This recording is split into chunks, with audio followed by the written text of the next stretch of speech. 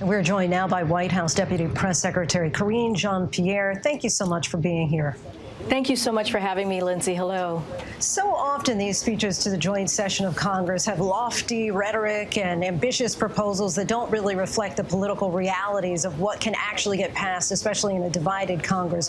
So how does the president plan to address that divide on issues like policing reform, on the heels of the Chauvin verdict, immigration reform, and gun control measures, so that something actually gets done? Yeah, thank you for the question. Look, tonight is a critical night for the president. As you know, this is on the eve of his first 100 days in the office of the presidency. And he came into the office with multiple crises that he's talked about.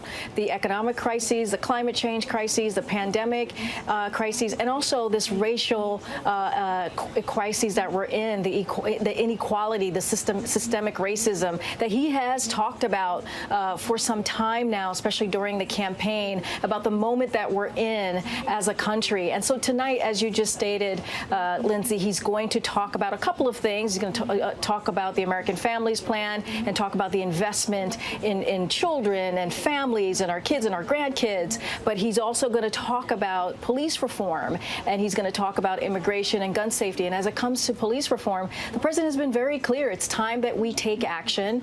It's time for us to do real police reform. He has supported the George Floyd Justice Policing Act, and he's asked Congress to move forward with it. He's put out a statement of support for that piece of legislation. And so he'll talk a little bit more about that tonight. I don't want to get too much ahead of him, but it is a critically important issue for the president. And as you know, Lindsay, because I know you covered this, the president got to know the George Floyd family pretty well over the last couple of months. He called them on the night of the verdict, on the day of the verdict. And so this is something that he has watched closely and really wants some change to happen, some fundamental structural change to happen when it comes to police reform. And he'll talk more about that, about all of this tonight.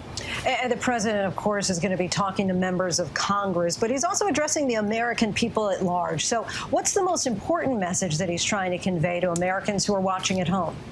Yeah, as we know, President Biden really is someone who can connect with the American people. Tonight, he'll be talking directly to them. He'll be talking about how government can work, right? When you look at the American Rescue Plan, meeting the moment, and you see the evidence of that working right now, especially in this pandemic that we're in. And he wants to make sure people understand that. He's going to talk about the year that we've been through and how far we've come, the successes that we see with the 200 million doses and arms when it comes to the vaccine strategy that he's put forth, the money that came out of the American Rescue Plan to open up schools safely, to help small businesses, to help families. So he'll talk about that, but he'll also talk about how do we use that momentum from the first 100 days into the next stage of where we need to go. And that's really, truly investing in families, investing in this country. And that is the American Families Plan, which he'll, as I mentioned, he'll talk a little bit more tonight, and also the American Jobs Plan, which was the first package that he unveiled about a month ago. And yes, of course, as you were just talking about, the American Families Plan is going to really give that explanation. But when we talk about investing in expanding access to education and child care, with his combined infrastructure plan, the price tag on both measures will approach $4 trillion. How will the president really make that case to Republicans as well as moderate Democrats who he'll need to get this through Congress to actually support either measure with that large of a price tag?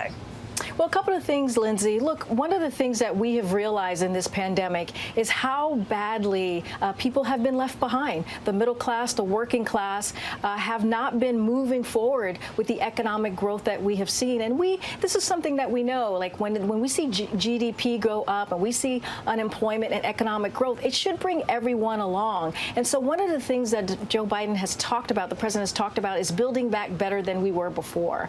And we can't go back to before for the pandemic. We have to move forward in a way where there's equity in that, where we don't leave these families who just are not able to get those basic needs behind. And so this needs a big investment. This needs focus. This needs real investment. And so what the president has been doing is meeting in a bipartisan way in the Oval Office with folks on the Democratic side, folks on the Republican side, and having that conversation. The way he sees it is he put his plan together, and if people have ideas of to do it better and how to pay for it, because he believes that we need to pay for this and not put this on the back of Americans who've been really having the brunt of this economic crisis and their pandemic. He wants to hear the good faith effort. We got a counter proposal from Republicans last Friday on the American Jobs Plan. We're reviewing. We're going to have those conversations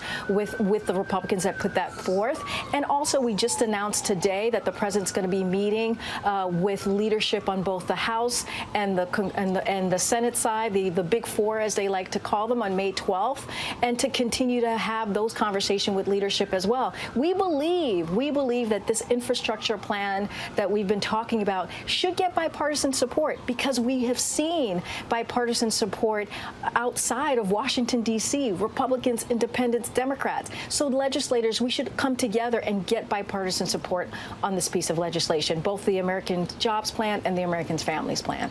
And Karine, lastly, you, of course, served as chief of staff for Kamala Harris after her nomination as vice president in the 2020 campaign.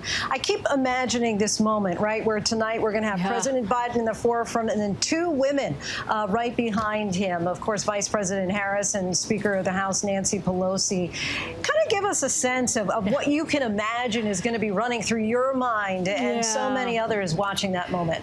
It is. It's a historic moment tonight. I have a little 6-year-old girl. I'm excited for her to see this for herself, so she can see herself through the speaker and the vice president. It's a historic moment. And I also want to add, since you've given me the opportunity, when you see Kamala Harris, the first black woman, first woman of Asian descent, heritage, who is the vice president, standing next to the president on almost every issue and being a partner. And you look at the cabinet as a whole and the diversity that you see in this cabinet, how this is the most diverse cabinet ever in a presidency. I think that should make people feel good about what we're bringing forth, what the president is talking about, because he truly wants to bring everybody to the table. So tonight, yes, to your point, Lindsay, tonight's going to be a historic night, and I look forward to seeing that.